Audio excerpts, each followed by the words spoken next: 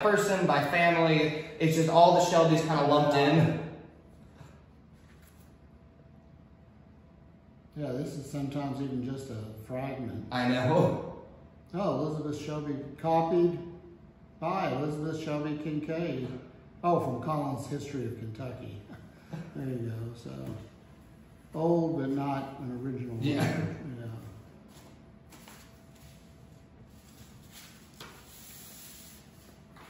And when I found this roll at Tilly's, I was real excited. Yeah, no, that's great. Yeah, you know, when Locust Grove did their big renovation, 15 years ago now or something, they actually, by going off layers and layers, and in a little corner, they found some of the original, Like just a little scrap. of the original wallpaper, did the research, and found out that it was French made, and that company was still in business, had the records that they were able to go back and reproduce. That's so neat. Yeah.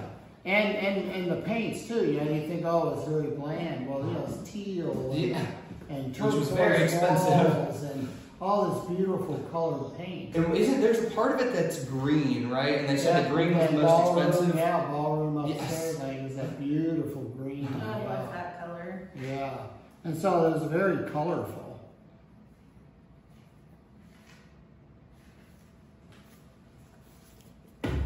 But in here I've got large excerpts just from the straight letters at Filson, just that really fit right into the story that I wanted to tell. Oh, good. Yeah, I'm a big believer in using the own words of the people. Yes.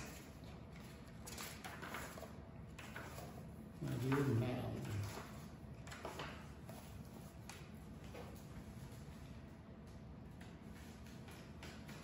So what area of business are you focusing in on at UK?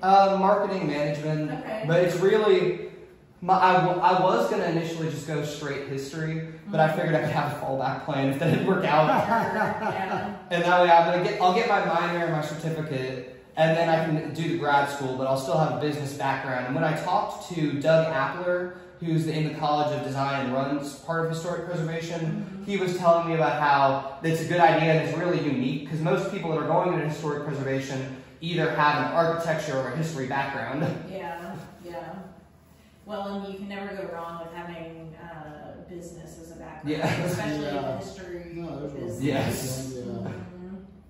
Now, you think you'll do graduate work at UK? That's what I'm thinking, but well, who knows? I might try to apply to one of the bigger ones. Yeah. But I have a great deal right now at UK because my mom works for there. Okay. But, she works for the Career Center. I see. So and with that, it's automatically half off. Yeah. And then I have. You can't really go wrong with that. I was going to say. And UK is a really good school. Yes. Dr. Patrick Lewis, he got his PhD Yes. at UK. And then that mixed with Keys, which is the state stuff for high school good grades, and then some other scholarships. I pay virtually nothing. Yeah. My most expensive bill is housing. Yeah. So you live on campus? I do. I lived in the dorms my first year, and then I'm going to be living in a fraternity house this year. Oh, okay. Yeah. But I have a little different interest than most people in that fraternity. Yeah, I'm thinking maybe you do. Yeah, it's not party time. Yeah.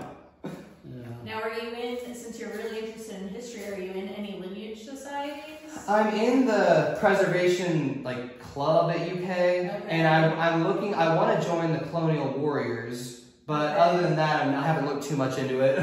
Yeah. I know that I could get in because my aunt's a dame, and she did all the research a couple years ago. Yeah, let me know. My husband is a member of the Warriors. We just actually did their summer ball on Friday. I remember I heard that it was going to be on the 14th. Yeah, I was at the Louisville Country Club. It was a lot of fun. They did 14-piece big band. That's neat. Do you get a bunch of dames and warriors who are married or? Yeah, it's kind of a mix. So my husband, he's a warrior and I'm a dame. So some are like that, and then others, the husband's a warrior, but the wife isn't in the dames. The dames are a little harder to get into than the warriors.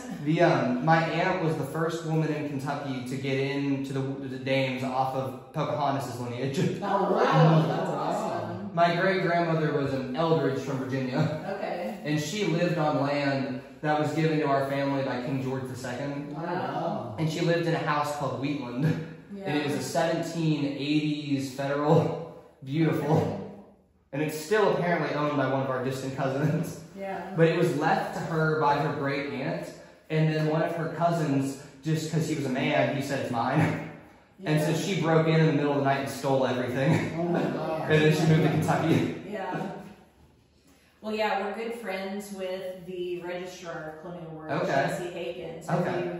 I met the one at the Colonial, not the Colonial, at the Bourbon and Browns. I met a man who was on the board or up or something in the Warriors.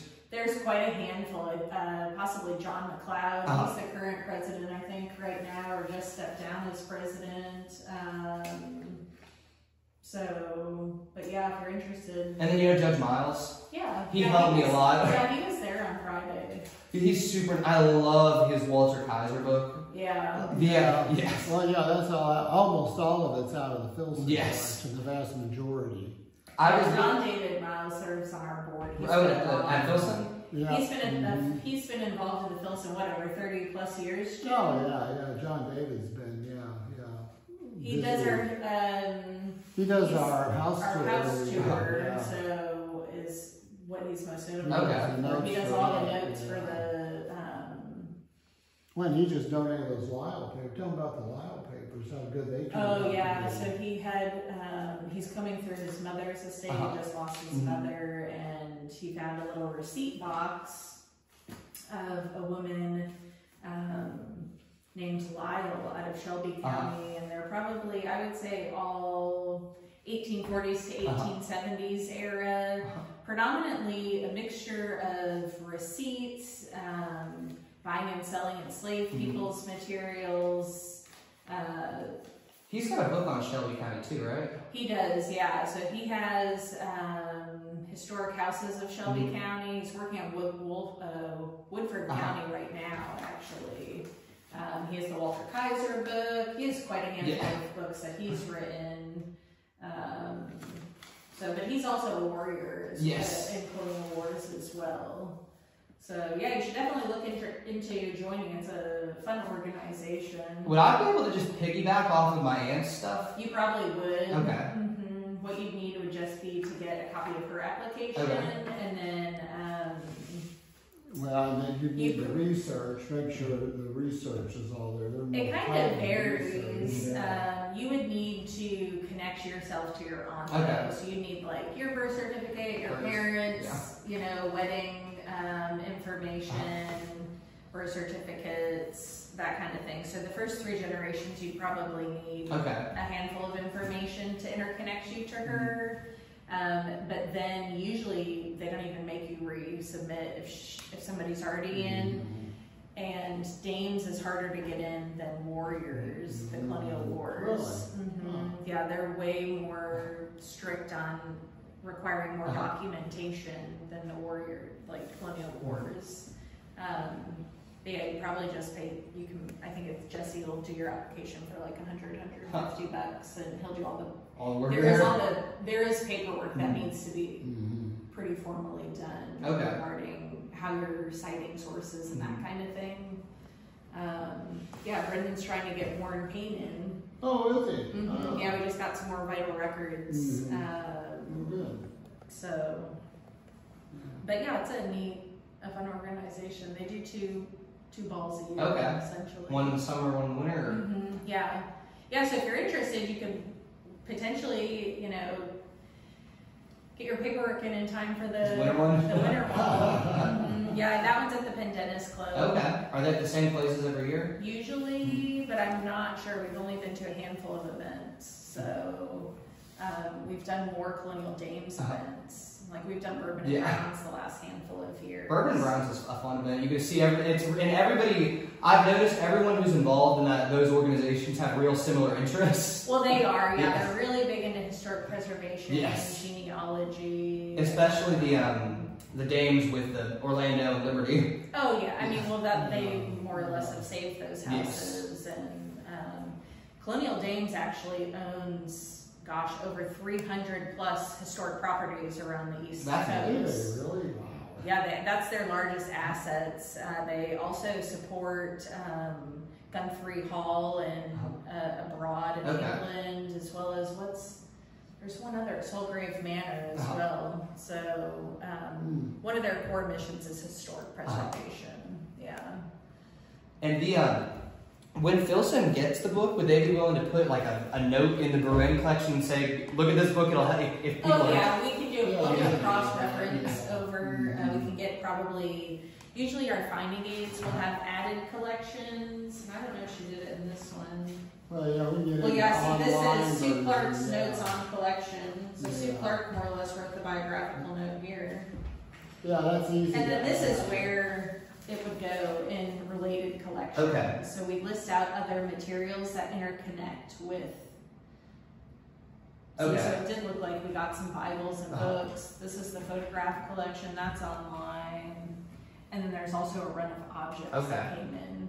Those will get interconnected into the related collection. So if somebody's looking at this, they can see what other materials interconnect. Because basically every single, you might want to put the Shelby papers at UK.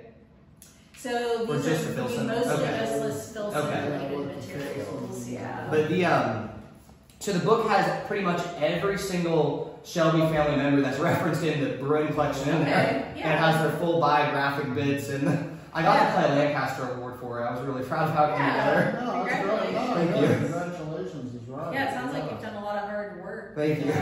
On the book, and we'll definitely have to. Is Amazon the best place to get it? Okay. It's a dull name, but no, I found it on there online. Yeah, but we should buy a copy for our library. And it's got anyone that I could find a picture of the family members I put on there. Yeah. And I think Filson might have this painting. I found it on that. That's Major Thomas Hart Shelby. It's a Fraser, I think. No, we don't have that one. We have, it's a relation, but we have Nathaniel Hart Jr. or the third. Is he the grandson of the original? He's the grandson of the original. So he would be a great nephew of the governor's wife? Yeah, something like that. Something like that, yeah. Well, no, he should be, yeah, something like that. Yeah, brother through that, yeah. Yeah, and then we have also his sister who married a Thompson. Okay. And was out of Shawnee Run. Did the portrait collection start at the same time y'all did, or just start? Portrait was one of our earliest acquisitions back in the 1890s is when we date that to. Yeah. So and then through the year we still get them. We got more portraits this year, and so they we have a really coming. big antebellum portrait collection. I would say probably one of the best in the state. Oh, the best antebellum portrait collection in the state. Have they ever the best 19th century ones? Has anybody done a book just on the portraits you have, like a scan and a biographic bit? Well, a lot of that's going to be online, and we just did a big download online of museum material. Yeah, so we do have, I would say, not the whole portrait collection, no, because it's a pretty massive collection. And 70% in lessons in likeness. A large portion of that book, which we can get you a copy of, our portraits out of the Filsons. Okay. If you go to our website under collections and researching tools, we have a header on there called digital collections. And you can view the Shelby Bruin photo collection as well as a lot of our portraiture and museum pieces through Past Perfect online. Okay. And yeah, we just did another big upload. So I mean, we have probably over 1,000 museum pieces online now.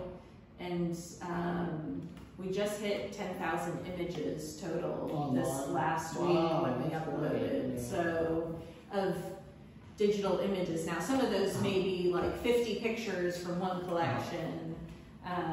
So it's hard to gauge exactly how many collections per se, but a lot of our portraiture is online that way as well. And we're in the process of inventorying the museum collection, and then once that's done, I know, the goal will be to go back and probably get better pictures of our portraiture and get all of it online. Are the Filson photos, what you took in Fayette, are they? They're not online, but that would be another collection you should come in I was and gonna look say, at. you gotta If wonder you're if he interested made in any Fayette photos County of some of these stuff, houses, yeah. Rogers Clark Ballard Thruson was kind of a second wave founder of the Filson. Okay. We have one of his collection is probably our largest photographic collection. Yeah. I would say spanning 1880s all the way up into the when did he die? 43? He died in 46. So up into the 40s, we're talking, over 100,000 images, and he did a lot of early images of antebellum era properties throughout the state. Now I was just looking for JD, and he did not take any photos of Woodford County. Which is strange. It's super strange, yeah, because I know John David was looking, he's doing research on Woodford County properties. Since he just finished Shelby County, I didn't find anything, but I'd be curious if Thruson came here. The Kincaid's original house, Cane Spring, where William grew up, is in Woodford, and I never was able to find a photo of it. Okay. And I'm curious if I don't even know if it still exists. So Thruson did a lot of Kentucky counties. He did Jefferson County. Not 100% sure. I'd imagine we have some images from Fayette County. Yeah. I was shocked that there was nothing from Woodford County though, given he was really big into history and genealogy and documenting. Yeah.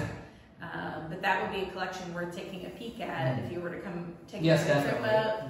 Yeah. Because so I'm in the process of moving out of our photograph collection into our manuscripts collection. And so, but that was one of my projects. One of my projects I wanted to do was to get all of his antebellum house images online.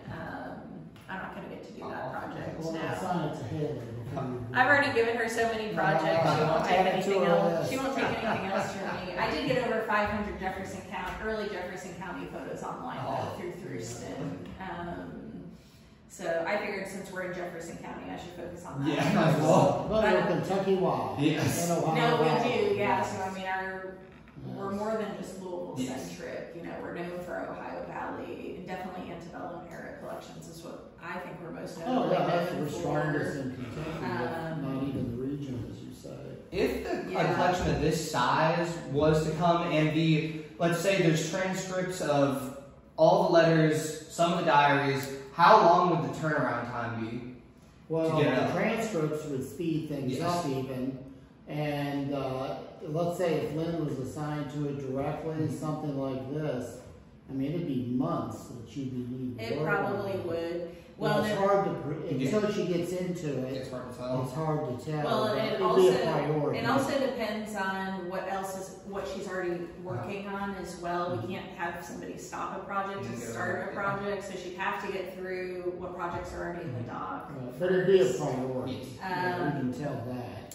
But yes, given Lynn's background with the Shelby Bruin stuff, the goal would be for her, ideally we would be to have it in our priority cataloging list to get done. And there's a bunch pretty of sooner than later. There's a bunch of photos in here of people that I know who they are, but it's not written on. What I want to go through is on the back and like put a sticky note or something just to explain who they are. So you can do a light if you do a soft pencil. Isn't there a type of pencil that the Library of Congress recommends for this stuff? Or Well, so we usually use the Ticonderoga pencils, but the trick is just a soft number 2, and when you're writing on them, you just don't want to have a heavy hand. So, a soft touch. I usually put them in like the bottom left-hand corner, and I wouldn't do any. I just do names, and if you have their date ranges, you can put their date ranges as well. Yeah. But then I wouldn't put anything else on the back because you can attach papers with more stories about the images that way. And with the object stuff, that would go in its own stuff. Like there's, let me find it. This went on the wedding veil of one of the Shelbys, and there's random objects mixed in. So objects they're in the museum collection, so they're cataloged.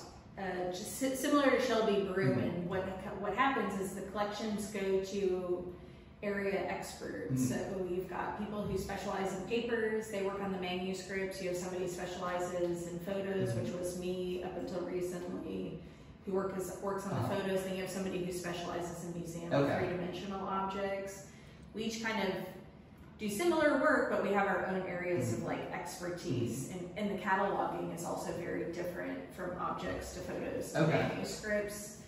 But all the curators also work together as well. So there were objects that came in Shelby Brew in addition to the photos, but they do kind of. But then they connect them all.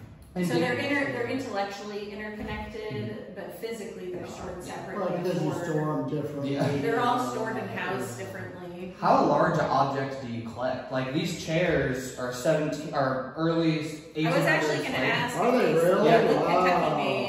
They were in Virginia. They came from Virginia Wheaton. made. Okay. Oh, wow. Well, so I would say, I don't We know. do have some chairs. We have a handful of chairs, Yeah. crocks. I mean, we have the museum collection has a wide array of materials, textiles, quilts. Yeah, it just depends. We go on a lot of these kind of things. We do representative, and not just like all the chairs we can get. Yeah. Obviously, with room being an issue. Yeah. We have So a we do collection. that. But I know we have at least. Well, I just saw them the other day again. There's We have like a couple 4 to dozen. 6 chairs right together. Yeah, and then we have spinning wheels and flax wheel and things like that. Yeah. So we don't get really big. Our biggest single item is they're on loan to 2 different places in 1850s. You've loaned them out, or you've got one loan? Well, we loaned them out because they lost their spot in the museum when we did our big renovation. It's a historic. So the hand pumper, fire pumper is across the river in Jeffersonville at the Fire Museum. And then the Daniel Boone tree, which isn't really a Daniel Boone tree, but it's famous for It's what an it actual is. tree? It's a tree trunk. It's a tree trunk with D. Boone Killabar, 1803. It's not real. No, it's not real. it. Somebody carved it at Iroquois Park in 1890 or something. But that But got donated anyway, to the collection. Everybody, the pictures out there, we still get calls about the Boone tree. Yeah, And it's on it's kinda loan down at the infamous. Fraser Museum. Yeah. Is it the Fraser Museum a museum about Oliver Fraser, or just a museum? No, it's the guy that founded it. Okay. Halsey Brown Fraser, so it was named. They're kind of after him. another history museum, similar to the Kentucky Historical Society, but they don't have. The biggest difference is they do borrow a lot of stuff for their museum. So they actually borrow a ton of stuff from us for different exhibits there. And their big thing right now is bourbon. Yeah, they're really pushing the bourbon. They proclaim themselves the gateway to bourbon. In not only Louisville, but pretty much Kentucky. Yeah, I think it's a bit of a stretch. But that's their marketing. Yes. And I know that do you all accept things on loan, or you just, if you're going to take a collection, is it a pure We donation? discourage loans, because then got them, they're taking up space and staff time, and you can't really do anything It's really with them. hard for me. Like we couldn't catalog them and make them available because, you wouldn't know. what happens if they recall the loan. Yes. So what we really encourage is you make it a gift. Okay. As a donation. And that way it has a good home. Yes, it's It'll be protected. available to other people, things like that. Yes. Yeah. Well, and then donors are more than welcome to come back in and look at stuff. Yeah, right. Anytime you want it, unless, for instance, if you donate this to the Filson, anytime you want to come and visit, You know, it's beautiful hall. Yeah. Yeah, you would get special access, I'll say. Yeah. Yeah. So, Do you have anything there that's related to the Kincaids? I think we'd have to do some digging. I looked that up last week when I knew we were coming over, and we really didn't have, other than Louis Kincaid specific things, we really didn't have much. We had a George Kincaid, and we did not have. We had one entry for William B. Kincaid. But it was like something that was just real niche, routine. Yeah, real routine and something. But not really. Yeah. One of the neatest things that's in here is in the 1860s, Kincaid was one of the founders of UK, and Kincaid Hall at UK is named after him. But so he is talking to Robert Patterson about how we need a state university and how they need to start that. Oh, really? Well, there you go. Yeah. And I'm sure if we kept going, because we really focused just primarily on the Richland years, which is earlier than that, but he gets into I'm fairly certain that if we kept going, we're going to find the details of them founding it. Yeah. Did he keep keep diaries right up until he died. But there's 5 later diaries that are at UK, but these are all the other ones. But what I think happened was, so all of these diaries went to William's son Edmund. And what I think happened is one of the other sons, George, asked to borrow a couple and never gave them back. And they just passed down through And they're the ones that went to UK. Yes. Yeah. That does happen. It's not unusual for big familial, especially like the who's of the bluegrass in Kentucky. To get split up. For collections to wind up in various spots. As Jim mentioned, some collections come in from various family members. So it's not unusual to have multiple components of a collection at one place or at various repositories. And do they usually cross-reference at different facilities? We do the best we can to. Usually it's not like the work like for these, would you say the other 5 are at the University of Kentucky? Yeah, something like this because we would know where the other materials are. Yeah, I mean, you don't always know that. We're happy to point people to, and you want to go to UK, WKU, Transy, whatever. To keep looking for more material. Well, it's the same with U of L. We've got collections that we have half and they have half. So, I mean, we do all kind of still work together. Yeah, I mean, it's a collegial, good working relationship. It's a friendly rivalry, so we help each other out. Yeah. And with the diaries, is this the type of, even if there's not transcripts, is this the type of thing that would get scanned? Or just you would have to see it in person? You probably have to see it in person. Yeah. Again, the scanning gets to be so time consuming. Yeah, I'm not sure of any organization that will digitize an entire collection for you, to be honest. Given the amount of cost that goes into the digitization, and it's not just putting it and scanning it, you also have a lot of back-end metadata and then getting that into databases to actually make it searchable. So usually how we do it's on small digital humanities projects where we're honing in and maybe saying, okay, we're going to do a project on this, and we get samplings online. Now, but what happens is, let's say Lynn's in and there's good subject headings that get generated regarding just that one diary. People are going to see that online. And so they're, okay, and then they can contact us. And if they want to get copies of a month's worth of that diary, we can then at that point scan it in some way. And even if it's too fragile, like I just did with my phone, we'll click with the phone. And then we just download. Yeah, we do a lot of remote reference. So if you can't come into the Filson, I'd say we kind of go a little bit above and beyond in making sure that people can get access to it if they can't make a physical trip here. So I would say probably, I don't know, at least 2/3 of our reference is remote reference. And not only are we saying it, but ask somebody like Joan Passion and ask her about how our reference services are top notch. How you can make it accessible to everybody. We try to, I mean, we try to. Yeah, I mean, we don't want to, we are about providing access. I mean, that's our main reason for collecting. Yeah, we don't want to just warehouse it. I mean, that's good for accessibility purposes. But we want to make it available to people. Do people have to have a membership with the Filson? Do not have to, no. You can be a member, but you don't have to be to come in and use things and access things online. Everything on our website, except for Project Muse, and even that partially is available. Is available to anybody who wants to look. So you can see what we have. I kind of consider it, unlike a public library where you can go and check out a book, we're a non-circulating facility, so you can't just check out the diary. Or not. You'd have to, and most archival institutions, you have to go there to see the materials. You can't check this stuff out, it's one of a kind.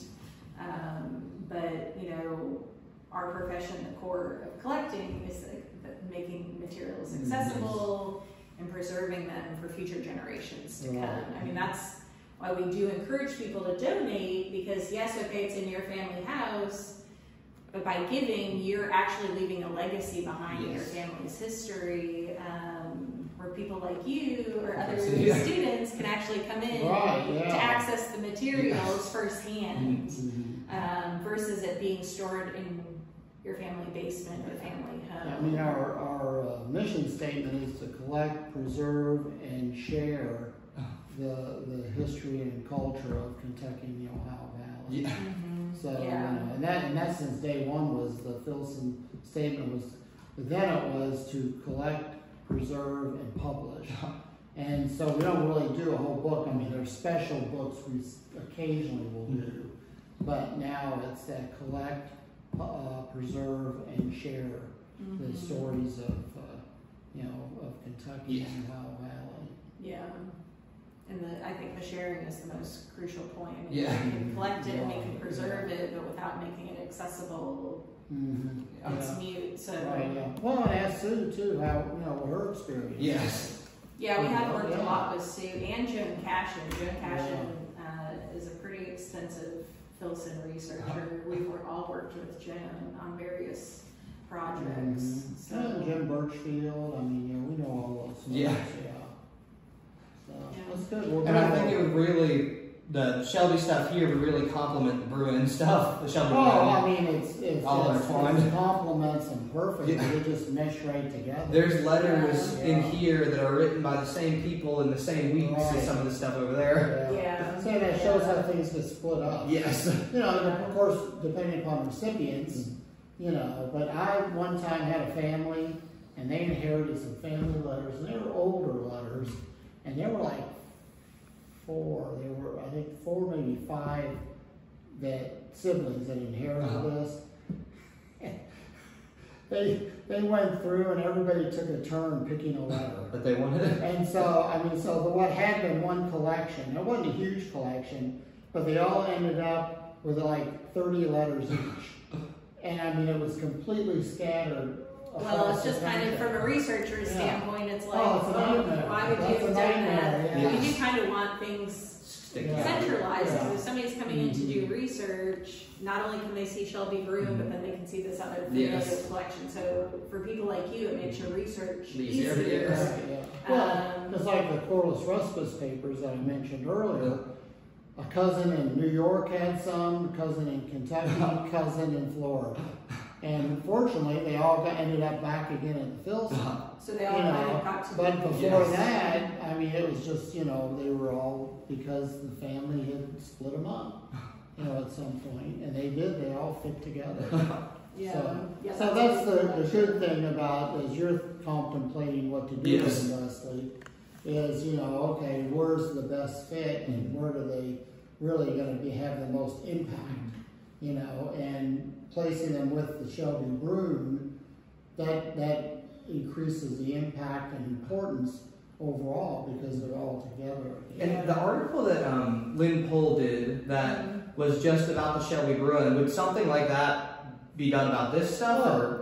We couldn't get it. We would think so, yes. I think we could say, because Heather would probably write it. Yeah. Or Lynn would, if she cataloged it, Lynn would probably write it. Yeah, there's definitely ways. There's also ways, if you're interested, you know, outside of the newsletter, we do the Ohio Valley History, which is a peer-reviewed journal that focuses on Ohio Valley history. Patrick Lewis used to run it. We have a new person that's going to be overseeing that.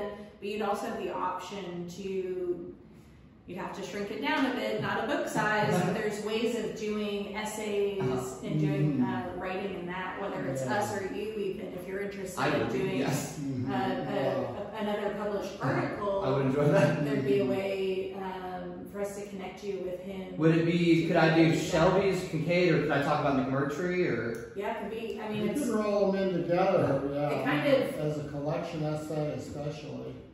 yeah. I mean, I think you'd have a pretty wide net Yes. to decide on how you'd want to tackle it. But that is an option. We do. You know, people can submit articles for peer review. Okay. Filson's staff also write articles in depth in that piece. How That's long a is it bit. usually? That's a bit more academic than our journal. So the journal's like 2 to 3 pages max.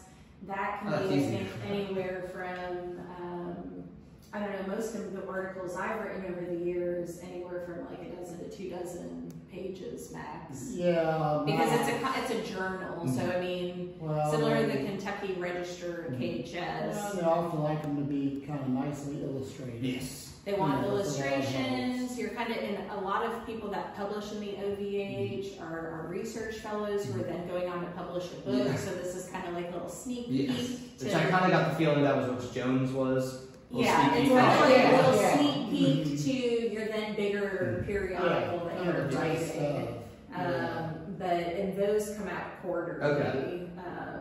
So that is just a matter of, you know, if and when you're interested, connecting you to the publisher, the guy who's. It's not Patrick anymore. No, we actually are going to be working with another scholar who's Okay. going to be running the journal. Yeah, the Since guy Patrick will out of be- Cincinnati is staying put, and then our side of it is going to be a guy out of Sydney, Hampshire, in Virginia. Okay. Yeah. So that it will still be actively involved in the management of it, but we need a day-to-day person to take essays, review essays, and do the full, you know. How many essays are in a magazine that you publish? I would Usually say 3 to 4 Okay. articles per issue. Yeah. And sometimes they do special issues. So depending on submissions, let's say they get a whole run that are of similar vein, they may group those together and make what's called a special issue. So it varies from submission, you know, depending on how far out, it could take a year and a half for publication, because you're going up against a lot of other essays or articles that are already in the queue. Or they may say, oh, we really want your essay, but we want to save it for this specific issue, so we're going to hold yours back. They often try to find similar themes and commonalities for one big issue. Yeah. So we did one, like I wrote an essay on Mammoth Cave collections at the Filson, and the whole journal was focused on early tourism. So even the scholarly essays were all tourism focused, so they decided, you know, my collections essay would fit neatly into that bundle. So I kind of, you know, they kind of laid it out. Yeah. But you then get an essay or an article in a peer-reviewed journal, it goes on your resume, and, you know, you're published. That's right, So, but that would be another spin-off, or if you, as you continue building your research,